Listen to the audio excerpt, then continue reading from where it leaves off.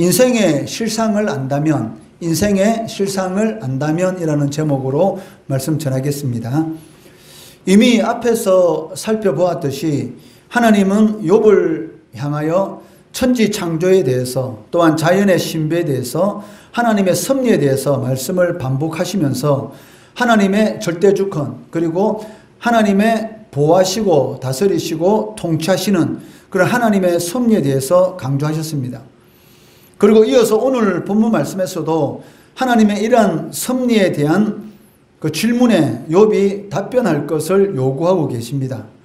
1절 2절 말씀해 보시면 여호와께서 또 욥에게 일러 말씀하시되 터집 잡는 자가 전능자와 다투겠느냐, 하나님을 탓하는 자는 대답할지니라 라고 말씀하고 있습니다. 그 욥은 이러한 하나님의 요구에 대해서 아무런 답변도 하지 못하고 자신은 자신의 답변에 대해서 포기하는 것을 이렇게 볼 수가 있습니다.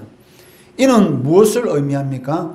바로 자신의 무지에 대해서, 하나님께서 천지 만물을 창조하시고 또 인간의 모든 역사에 대해서 개입하시는, 즉 하나님의 섭리에 대해서 하나님이 질문하시고 거기에 대해서 답변을 요구하실 때에 거기에 대한 답변을 포기하겠다라고 대답을 하였습니다. 이는 자신의 무지에 대해서 인정하였다라고 말을 할 수가 있을 것입니다. 사실 이전에 욥은 무엇이라고 하나님께 말을 했습니까? 하나님께서 자신에게 변론할 수 있는 그러한 기회만 주신다면 나에 대해서, 또 하나님의 하시는 일에 대해서 자신 있게 내가 답변할 것입니다 라고 반복해서 말하여 왔습니다. 욥기 13장 22절 말씀해 보시면 그리하시고 주는 나를 부르소서 내가 대답하리이다. 혹 내가 말씀하게 하옵소서 주는 내게 대답하옵소서 라고 자신 있게 주님께서 자신을 불러준다면은 주님의 모든 질문에 대해서 내가 확실하게 대답할 수 있다라고 말을 한 것을 알 수가 있습니다.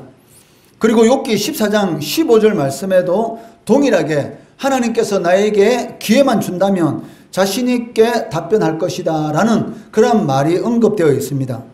욥기 14장 15절 말씀해 보시면 주께서는 나를 부르시겠고 나는 대답하겠나이다. 주님 언제든지 저를 불러서 답변을 요구하시면 저는 언제든지 답변할 수 있습니다 라고 하나님 앞에 자신 있게 말을 하는 것을 볼 수가 있다는 것입니다. 그러나 욥은 하나님으로부터 천지 창조에 대해서, 그리고 자연의 신비에 대해서, 하나님의 이 다스리는 그 섭리에 대해서 많은 이야기를 듣고 난 이후에, 그런 질문을 듣고 난 이후에 거기에 대해서 아무런 답변도 할 수 없는 자신에 대해서 깨닫는 것을 볼 수가 있고, 자신이 얼마나 무지했는지, 그리고 자신이 하나님 앞에서 얼마나 교만했는지를 깨닫게 되었다는 것입니다. 이러한 사실은 인간이 하나님의 섭리에 대해서, 사실 이 세상에서 일어나는 모든 일들 가운데 우리들이 이해할 수 없는 그런 일들이 얼마나 많습니까? 이 코로나19 사태도 마찬가지지 않습니까? 왜 하필 코로나19라는 이런 전염병이 생겨서 생활도 마음대로 못하고 모임도 마음대로 가지 못하고 이런 어려운 일을 겪게 되는가라는 그런 부분에 대해서는 도저히 이해할 수 없는 그런 많은 일들이 있습니다. 그렇지만 우리의 지식으로, 우리의 생각으로 이해되지 않는다 할지라도 하나님의 섭리에 순종하고 하나님을 전적으로 신뢰하는 것, 이것이 바로 성도들의, 또 성도들이 해야 할 그런 신앙의 자세다라고 할 수가 있다는 것입니다. 왜냐하면 하나님은 선하신 하나님이시고 하나님께서 허락하지 않는 일은 이 세상에서 일어날 수가 없기 때문에, 코로나19도 하나님께서 허락하셨기 때문에 이 일이 전 세계적으로 일어날 수가 있었습니다. 그렇다면 하나님께서 이런 일이 전 세계적으로 일어나도록 하신 이유가 있다는 것이죠.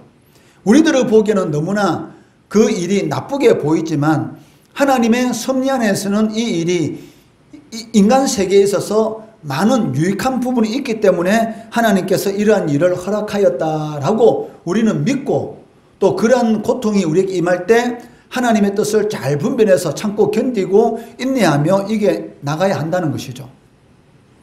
이러한 오늘 이 본문 말씀을 통해서 우리는 몇 가지 살펴볼 수가 있습니다. 첫째는 그 성도라면 하나님을 고치려 하기보다는 자신을 고쳐야 한다는 것입니다. 2절 말씀 상반절에 보시면 트집 잡는 자가 전능자와 다투겠느냐라고 말씀하고 있습니다.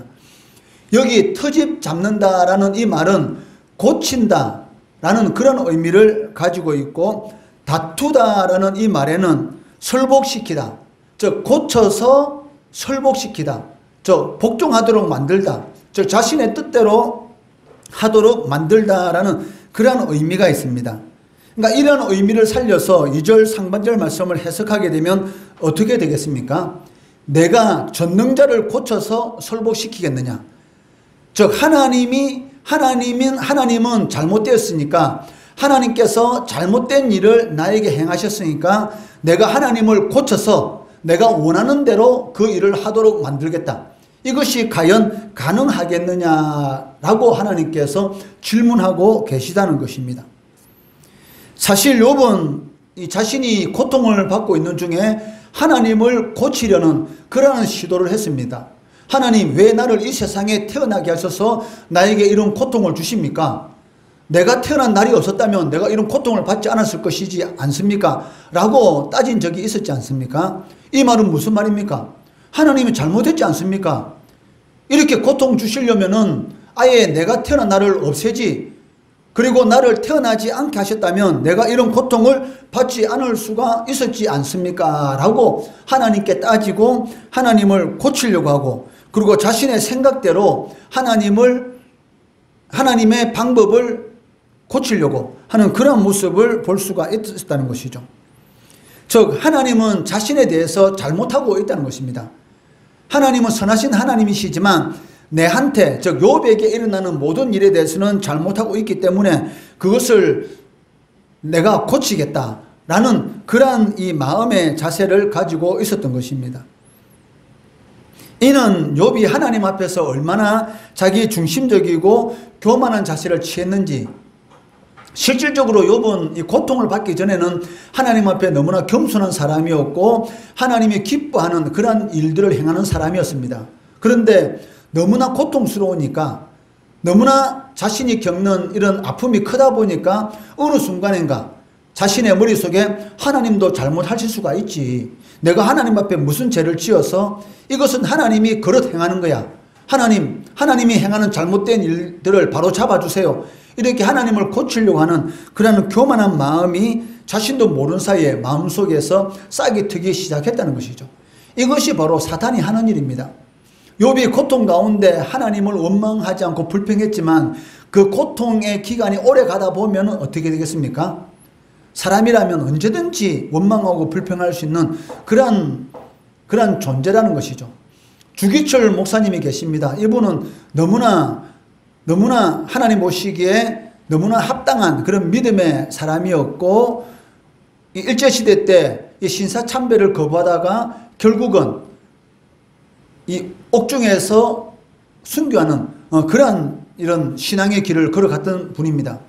옥중에서 신사참배 안 하는 것 때문에, 신사참배는 우상숭배다, 많은 목사님들이 신사참배는 우상숭배가 아니고 그냥 국가 의례의식이다 라고 자신이 하는 우상숭배에 대해서 합당하게 변명할 때에, 주기철 목사님은 끝까지 신사는 그 일본 신을 모신 그런 쉽게 말하면 사당입니다. 그리고 가미가제 특공대 그러한 영령들을 모신 그러한 사당이었습니다. 한마디로 귀신을 숭배하는 그러한 장소죠. 저 우상 숭배의 장소입니다. 그런데도 불구하고 자신들이 고난을 받기 싫으니까 마치 우상 숭배를 우상 숭배 아닌 것처럼 많은 사람들이, 또 많은 목사님들이 타협하고 거기 앞에 가서 절을 했지만, 주기철 목사님은 끝까지 신사참배는 우상 숭배다라고 하면서 거부했던 것이죠. 그것 때문에 옥중에서 많은 고문을 당하고, 그리고 일본 순사들이 이 주기철 목사를 설득시키기 위해서 차를 태워가면서 창문을 조금만 열어놓고 고개만 까딱하더라도 너를 풀어주겠다라고 이렇게 유혹했는데도 불구하고 끝까지 이 주기철 목사님은 거기에 타협하지 않고 믿음의 길을 걸어가다가 옥중에서 순교하게 되었던 것이죠. 그런데 주기철 목사님의 이 기도 제목 가운데 하나가 무엇이냐면 이 고문의 이 고통이 오래 가지 않도록 하나님, 이 고문의 시간이 오래 가다 보면 저도 모르는 사이에 하나님을 모른다고 할까봐, 또 하나님이 싫어하는 그런 일을 행할까봐 두렵다라고 기도하거든요. 이 고문의 시간이 길지 않도록 하나님 은혜 베풀어 달라고. 왜 사람은 누구든지 고문을 오래 받게 되면 어떻게 되겠습니까? 의지가 약해지고 두렵고, 그것 때문에 어느 순간인가 자신도 타협할 수 있기 때문에 그 감옥에서 간절히 하나님 앞에 기도한 것이 무엇입니까? 이 고문의 시간이 오래 가지 않도록 하나님 은혜 베풀어 달라고 그 기도를 하는 것을 볼 수가 있습니다. 욥도 마찬가지죠. 하나님이 보시기에 너무나 의인이었지만 이 자녀 10명이 한순간에 죽고 자신이 가지고 있었던 모든 재산을 다 잃고 몸에는 고칠 수 없는 그러한 이런 불치병에 걸린 그런 상황 가운데서 너무나 고통스러워서 하나님 앞에 어느 순간인가 자신도 모르는 사이에 하나님이 잘못하고 있어, 하나님을 고쳐야 돼 라는 그런 교만한 생각이 들어오기 시작했다는 것이죠.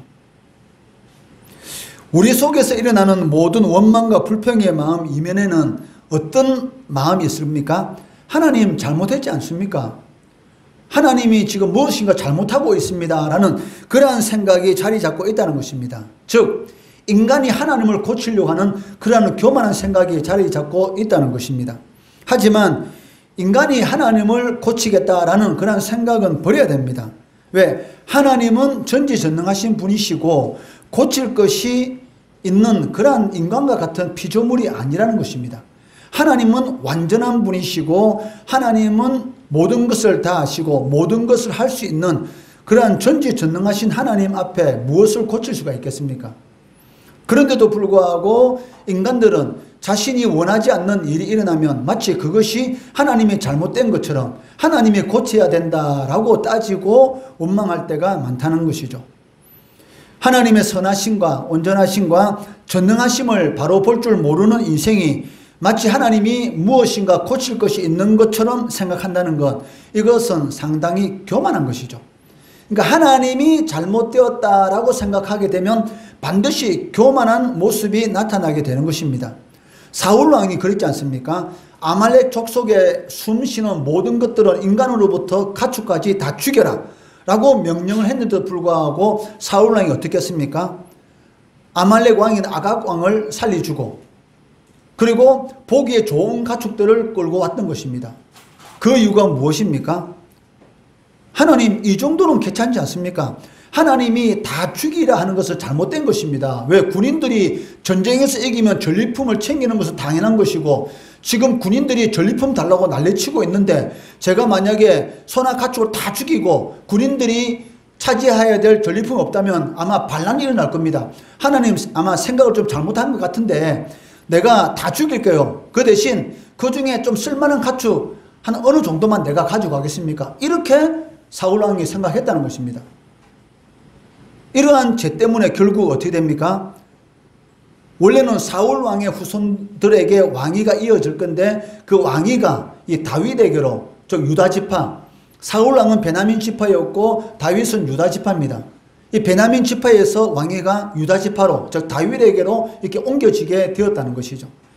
이처럼 하나님께서 복을 주시려고 하는데도 불구하고 하나님의 섭리, 하나님의 뜻에 대해서 자기 생각대로 마음대로 판단하게 되면 하나님의 복은 나에게 아니라 다른 사람에게로 옮겨가는 것을 볼 수가 있습니다.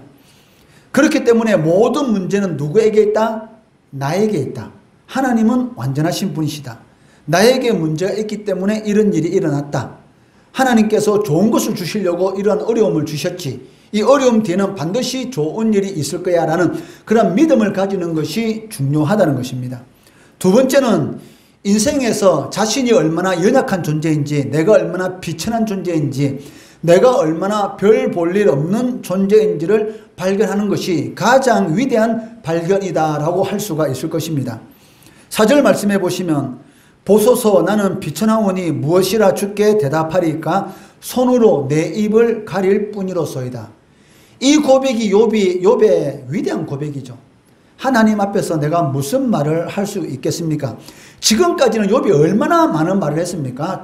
친구들하고의 이야기 가운데서 끊임없이 친구들이 하는 말에 대해서 나는 하나님 앞에서 지은 죄가 이렇게 크지 않다. 너희들이 뭔데 함부로 판단하느냐 하면서 얼마나 많은 하나님이 하신 일에 대해서 자신의 주장을 내세웠습니까? 그런데 이제는 욥의 고백이 무엇입니까? 내 입을 가릴 뿐이로소이다. 이것이 바로 하나님께서 가장 기뻐하는 그러한 모습입니다. 나는 비천하오니, 즉 나는 전혀 무가치한 존재입니다 라는 고백입니다.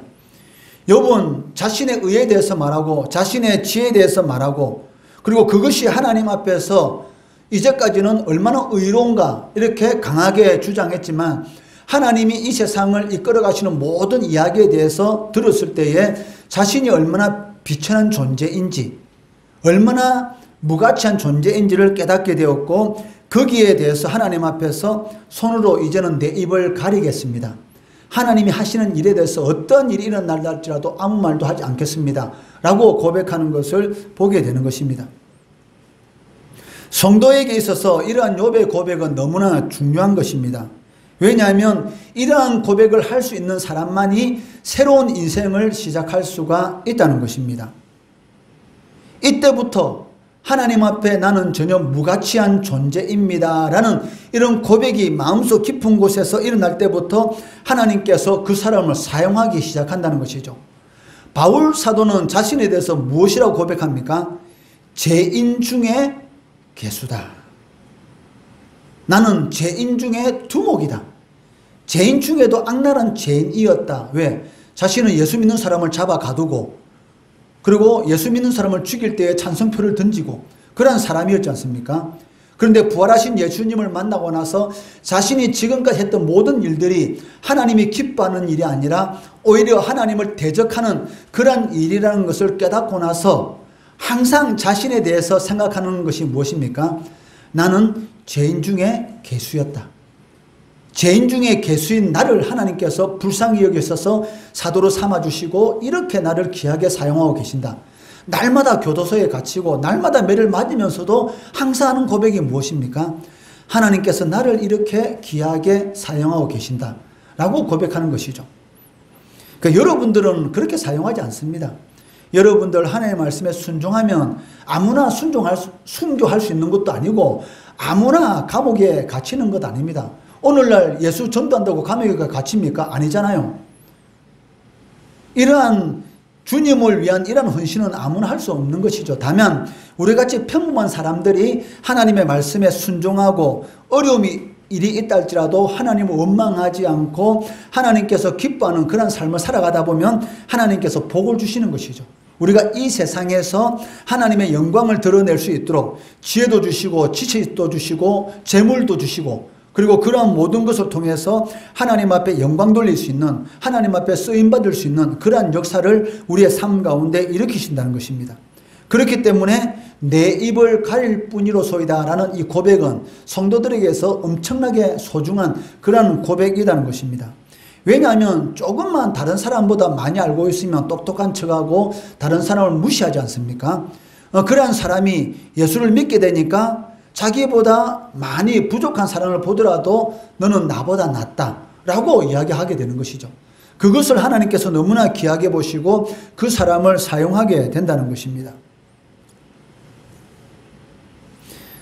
아무리 위대한 사람이라 할지라도 교만하면 하나님께서는 사용하지 않습니다. 왜? 교만은 패망의 선봉이요 거만함은 무너짐의 앞잡이니라 라고 말씀하고 있는 것처럼 겸손한 자에게 하나님께서는 은혜를 베푸신다는 것입니다. 그러므로 인생에서 가장 위대한 발견이라면 무엇이겠습니까? 자신이 얼마나 비천한 존재인지, 하나님 앞에서 얼마나 티끌과 같은 그런 무익한 존재인지를 깨달았을 때에 하나님께서 그 사람을 사용하기 시작한다는 것이죠. 이러한 사실을 여러분들이 만약에 알고 있다면 교만할 수 있겠습니까? 당연히 교만할 수 없죠. 자신이 티끌만도 못한 존재인데 무엇을 자랑하고 무엇을 교만할 수가 있겠습니까? 하나님의 도우심과 하나님의 보호하시는 섭리가 아니라면 살 수 없다라는 그러한 고백을 날마다 하게 될 것이고, 그로 인해서 하나님께 인정받는 그러한 인생을 살아가게 될 것입니다. 욥은 하나님을 만나면 할 말이 정말로 많은 사람이었습니다. 왜냐하면 욥이 처한 상황은 말을 많이 할 수밖에 없는 그러한 상황이었기 때문입니다. 그러나 하나님을 만나고 하나님께서 하신 이 천지 창조와 자연의 신비에 대한 그러한 이야기를 들었을 때에 자신은 이 천지 만물에 속한 티끌만도 못한 그러한 아무 가치가 없는 그러한 존재인 것을 깨닫게 된 것이죠. 그로부터 자신의 입을 가릴 뿐이로소이다라는 그러한 고백을 하게 되는 것을 볼 수가 있습니다. 이처럼 자신이 누구인지 인생의 실상을 알게 된다면 절대로 교만할 수도 없고 다른 사람을 함부로 무시할 수도 없고 나보다 남을 낮게 여기는 그러한 하나님의 말씀을 쫓아 살아갈 수밖에 없다는 것이죠. 그리고 하나님 앞에 겸손하게 되고 이러한 자가 하나님 앞에 은혜를 누릴 수가 있다는 것입니다. 오늘 말씀 제목처럼 인생의 실상을 안다면 두 가지 현상이 일어나게 됩니다. 첫째는 하나님을 고치려 하기보다는 자신을 고치게 된다는 것입니다. 두 번째는 인생에서 자신이 얼마나 비천한 존재인지, 얼마나 나약한 존재인지, 얼마나 부족한 존재인지를 깨닫고 겸손하게 되고 그를 통해서 하나님의 은혜를 누리게 된다는 것이죠. 이러한 삶을 통해서 하나님의 은혜를 누리시고 하나님께 영광 돌리는 우리 성도들, 우리 주일학교 학생들 되기를 주의 이름으로 축원합니다.